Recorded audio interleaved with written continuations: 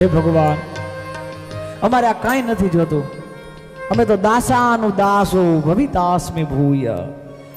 ભલે મને દેહ મળે, વારંવાર આવવું પડે, પણ જ્યારે મને તો અહીંયા મોકલ ને ત્યારે દાસાનું દાસો. તારા જે દાસ હોય ને એના અમે દાસ બનીને રહી.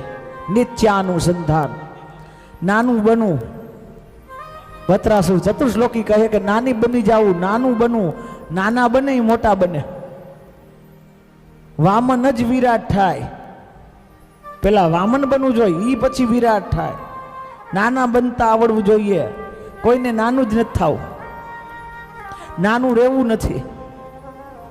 નૈત્યાનું સંતાન રાઈ કે બીસો હિસા, તાપુન પાછો બીસ. તાત હે નન હે જોર હો તબ મિલે જગદીશ. રાઈ છે ને એના 20 કટકા કરવાના, પછી જે કટકો વધે ને એના પાછા 20 કટકા કરવાના, અને પછી જે કટકો મળે એનાથી તમે જો નાના રહી શકો તબ મિલે હે જગદીશ, તો પછી ભગવાન મિલે મારા વાલા. એ ઊંચા ઊંચા સબ ચલે, ऊंचा ऊंचा सब चले नीचा न चले कोई.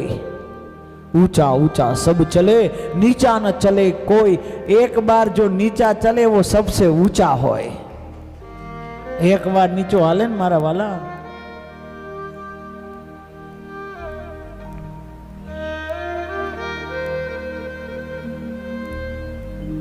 अजात पक्षा ई हवात रखा. हे आमोदर, હે અચ્યુત, અમે તને યાદ કરીએ. અમે તમને વારંવાર આ પૃથ્વીમાં આવ્યા પછી તારું સ્મરણ રહીએ, તને યાદ કરીએ. ભગવાન કે કેની જેમ યાદ કરીશ? અજાત પક્ષા, જેમ પક્ષીઓનો માળો હોય અને એની અંદર એની માં ઉડીને ગઈ હોય અને બચ્ચા જેમ માને યાદ કરે એમ ભગવાન હું તને યાદ કરું. ભગવાન કે આ ભજન મને નથી ગમતું. કેમ? તો કે આ ભયનું ભજન છે. એ પક્ષીના બચ્ચાને ખબર છે કે માં નથી, હમણાં કોક અમને મારી નાખશે, અમારી માં આવીને અમારી રક્ષા કરે, એટલે એ ભયનું ભજન. ભગવાનને એ ભજન નથી ગમતું જે ભયથી થતું હોય. પછી બીજું દ્રષ્ટાંત આપીને કહે છે વત્રાસુર કે જેવી રીતે ગાયનું નાનું એવી વાછડું અને વાછડી જેમ ઘરે બાંધી હોય અને ગાય ચરવા ગઈ હોય અને ગાય ચરીને આવે એને જોઈ જ અને જે વાછડું કૂદકા મારે ને જેમ એને યાદ કરે ને એમ ભગવાન હું તને યાદ કરું. ભગવાન આય ના પાડે કે આ ભજન ન ગમે. કેમ? તો કે ભૂખનું ભજન છે.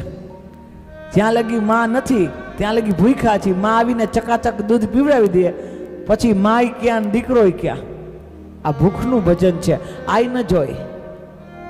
ત્રીજો દ્રષ્ટાંત આપીને કહે પ્રિયમ પ્રિયૈવા વિસુતમ વિસન્ના.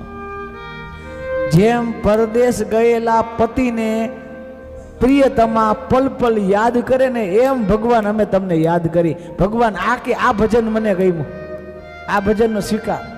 કેમ? તો કે નવી હવી લગ્ન થયા હોય, નવા હવા, કોઈને ઓળખતી ન હોય, એનો સ્વામી જ બધું હોય, એના હિસાબે આવી હોય અને સ્વામીને વિદેશ જવાનું થયું હોય, તરત ગભરાઈ જાય કે હું કેમ રહીશ એકલી અહીંયા. સ્વામી કે 10 દિવસ હું આવી જાય, ચિંતા ન કર. પણ ઓલી બિચારી ભણેલી નો 10 દિવસ કેમ કાઢવા? એટલે રૂમમાં લીટા 1 2 3 એ લીટા ઘરવાળો કરતો જાય કે રોજ 1 લીટો ભૂંગી નાખજે, આ 10 લીટા પૂરા થઈ જશે ને એટલે હું અહીં આવી જઈશ. પછી રોજ 1 લીટો ભૂસાય, બીજે દિવસે બીજો, એમ છેલ્લે દિવસે 1 લીટો રહે ને એટલે મળવાની ઉત્કંઠા વધુ હોય, વધુ. હમણાં આવશે, આજ આવશે, હમણાં આવશે, હમણાં આવશે. એ ચિંતન સતત એનું રહે. કામ તો ઘરનું કરતી હોય પણ મન માધવમાં લાગ્યું હોય એના સ્વામીમાં. અને પછી 1 લીટો બાકી હોય ને મળવાની ઉત્કંઠા ખૂબ વધારે, પ્રેમ અતિ વધારે હોય. હમણાં મળી લઉં, હમણાં જોઈ લઉં એને, એવી મળવાનું હોય. અને એમાંય છેલ્લો લીટો ભૂસાઈ જાય, ટક દરીકો અવાજ થાય, ફટ દરીકે ઊભી થાય. એમ ભગવાન કે આ ભજન મને બહુ ગમે. મન મારું, મન કોઈનું ભગતનું મારામાં લાગીને આવું ભજન